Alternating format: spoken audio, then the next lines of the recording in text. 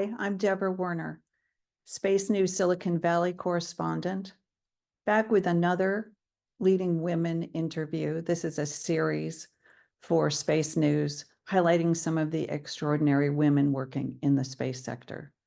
My guest today is Chiara Manfletti, Neuraspace CEO.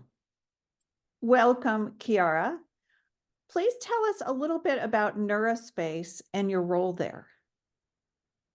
Yes, thank you very much for having me. So Neuraspace is a 3-year-old startup.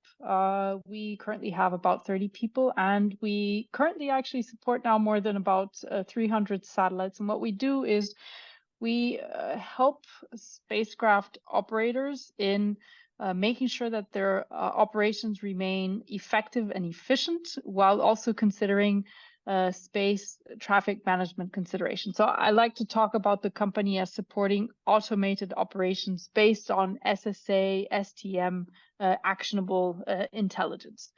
And my role, well, I'm the CEO. So if something goes wrong, my head rolls. That's the role.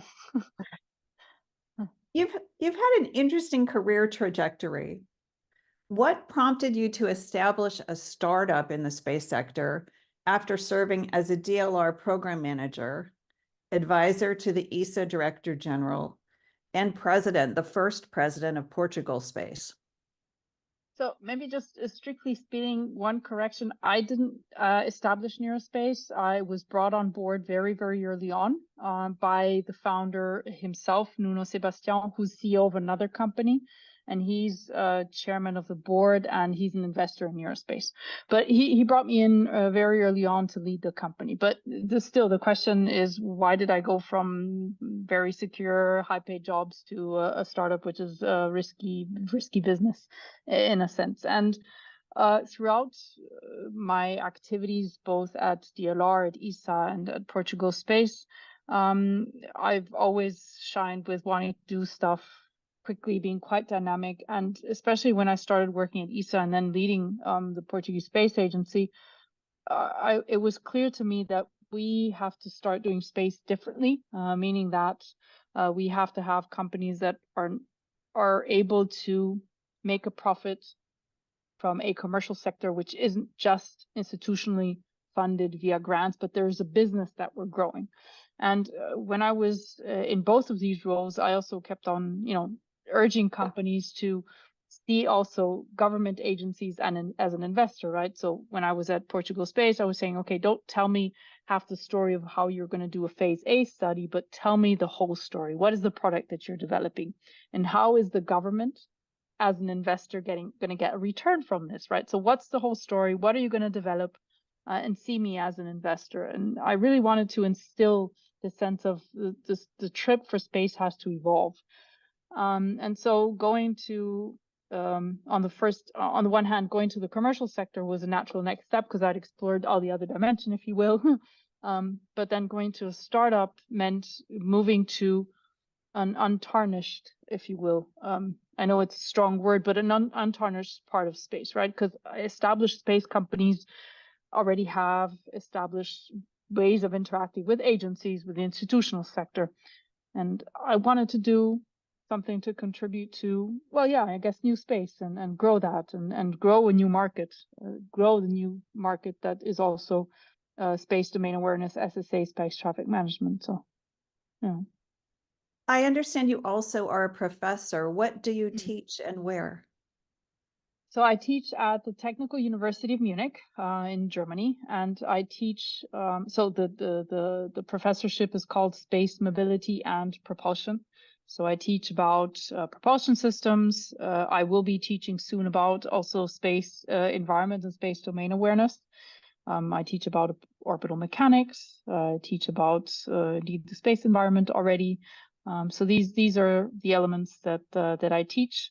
But I also teach students to learn how to be well-rounded engineers with a set of skills which go beyond just the academic. So, yeah. What are some of those skills? Well, being able to interact in teams and not just being an individual that can't work in teams. Being able to deep dive in the technical aspects and explain to someone else what it is that you've done, and do so in a way that's compelling and not completely boring, for which engineers are known. To be concise in the explanations that you give. These are just some of the skills. Understanding that there isn't just an engineering perspective, understanding that there isn't just the engineering perspective of the small system that you're developing, but there's a system perspective, and the system includes also business and economic dimensions and legal dimensions. So I try and support the growth of students to be the wonderful employees that we direly need and want in companies and organizations in space. Great.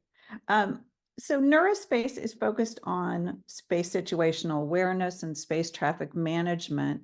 Why did you want to focus on those areas or work for a company focused on that?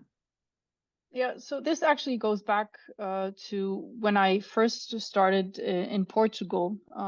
We were setting up the new strategy for the country, and what I was, presenting to the minister and the government was,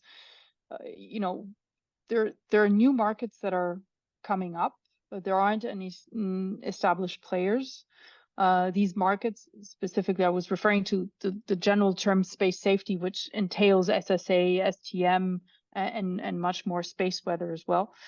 These markets are not established. There aren't very many big players. They are a necessity for the space economy to grow further. I mean, if we want to do something in space, then safety and security and sustainability are key. Otherwise, we won't fulfill that potential and go beyond.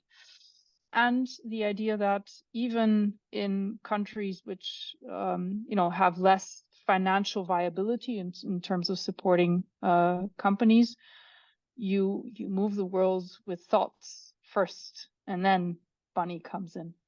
So addressing space safety specifically was something which for me became clear would have to be a priority. And then understanding that this would be a commercial market that would develop a lot faster than other markets had done before, for a number of reasons. So the opportunities are the fact that we need to tackle this because of the wider need of the space ecosystem and economy. The challenge is the market isn't established yet, but that too is an opportunity, right? Because growing a startup and doing that product market fit is complicated.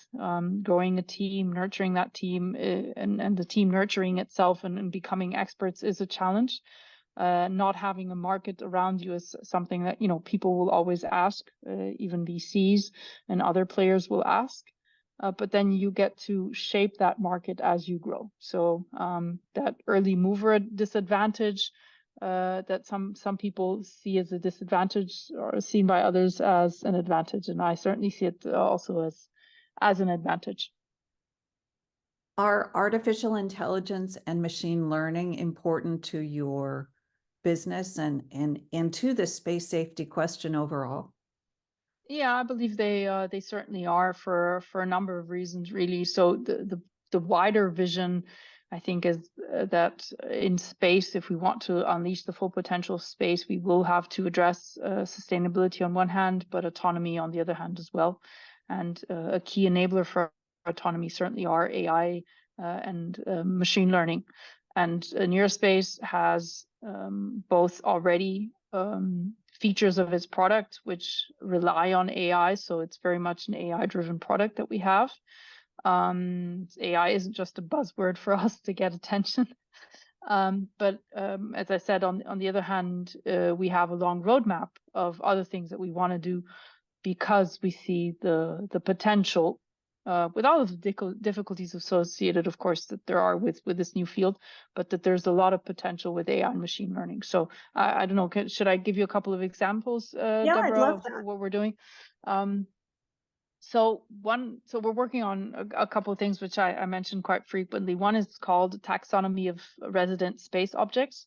And that is, if you want to be able to describe objects in space, understand their behavior, predict, future behaviors based on whatever criteria, you need to be able to describe describe them, right? And distinguish them from one another and distinguish their relative behaviors. So developing a taxonomy, which is exactly that, being able to distinguish one from the other is key. And what we've done and we're continuing to develop is an AI-based taxonomy, which enables us to identify which criteria are critical in describing and identifying the behaviors of different space objects that are resident in orbit. And that's something that will help us improve not just our understanding of these objects, but also help us improve all other models that we will develop. So that's one thing. And we are actually also hoping that this is going to be something that the community will take. So we want to contribute this to the community. It's not something that we will hold on to selfishly for ourselves. So that's one example. But we've gone off and we've also, developed AI and machine learning algorithms for prediction of uncertainties of where the objects will be over time, going towards a time of closest approach. And we have, we're looking into space weather predictions, difficult topic, conjunction analysis, conjunction recognition, similarity analysis, anomaly detection. These are all things where, again, pattern recognition is something where AI can really support and help. Not easy, but it can be done, and we're doing it. Great. At the Space Symposium, you were on a panel discussing generative AI. Now, I imagine that's further out for the space sector, but where do you see potential there? Well, many of the things that I've mentioned can also sort of is where also generative AI can help, right? And as I was mentioning also at the beginning, if we want to go towards autonomy, then we will certainly have to look into these types of AI methods. So there's so much potential that we still have to unleash in space.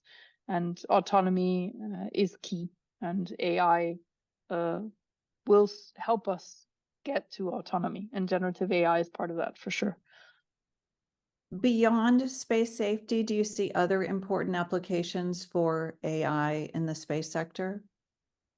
Well, yeah, certainly. I mean, AI is being used for many things, also mission design, optimization of mission analysis. It's being used for, I mean, even for basic things, which is more, space is becoming a big, wide topic of knowledge, and large language models can also help us navigate this body of knowledge a lot easier if we know how to, question tools properly to help us, understand that body of knowledge. So there's many dimensions where AI can certainly help. It's not just space safety, right? Any domain from Earth observation, communications, telecommunications can certainly be helped, right? I mean, one of the things that is going to be incredibly, and we're already seeing it, is communications and multi-orbit, multi-asset driven, be it data that one gets or communication services that one provides, being able to optimize an entire system, which has become very complex and which is federated. That's also where AI can certainly help, right? Yes. Yes. One thing I was curious about, historically, entrepreneurs have told me that it was harder to obtain venture capital in Europe than it was in the United States, especially the Silicon Valley startups. What has your experience been with raising money?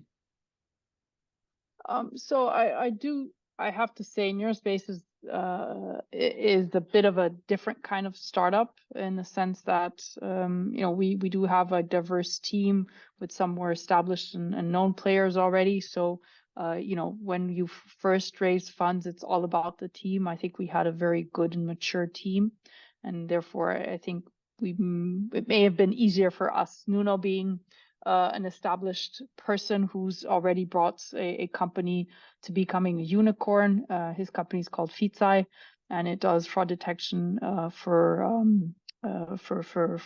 banks. And financial entities, right? And this company, Fita, is a unicorn. So he's an established person in his field. I am not unknown in space. So that certainly helped. But going back to the topic, I do believe that there's less VC funds for sure in Europe than US. I think this gap hasn't gone away. Actually, I was reading a recent report published by, I think it was the World Economic Forum working together with McKinsey, and they also project the space economy to grow to 1.8 trillion by 2035. And they do share some metrics around VC funds in the last, let's say, 3 or 4 years.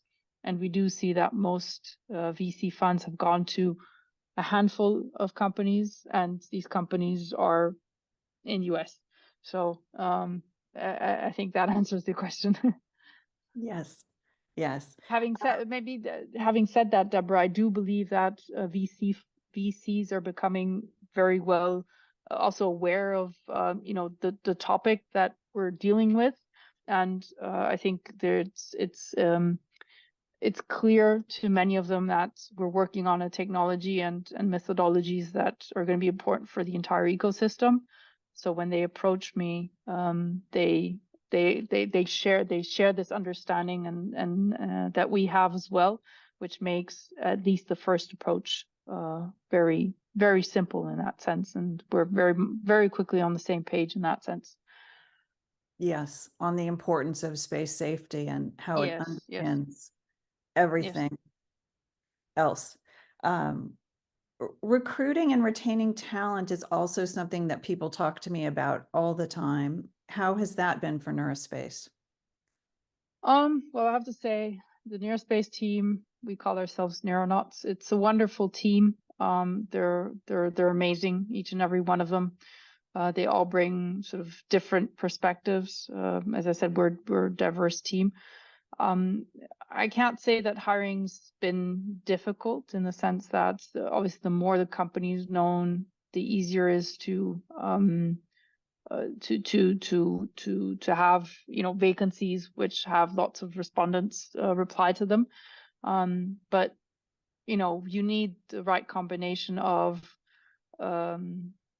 resilience, of willingness to do something completely new, the risk associated with being in a startup, the roller coaster ride, which is both a bonus and sometimes not so much of being in a startup. So you need a combination of skill and mindset, which is quite unique.